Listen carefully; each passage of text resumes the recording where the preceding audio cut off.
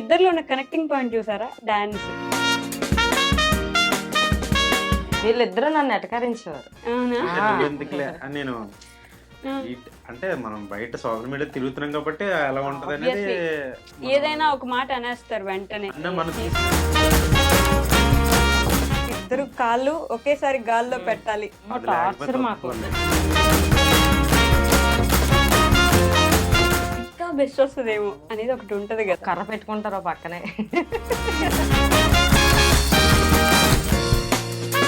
అమ్మ బాగా చేస్తారా డాన్స్, నువ్వు బాగా చేస్తావు?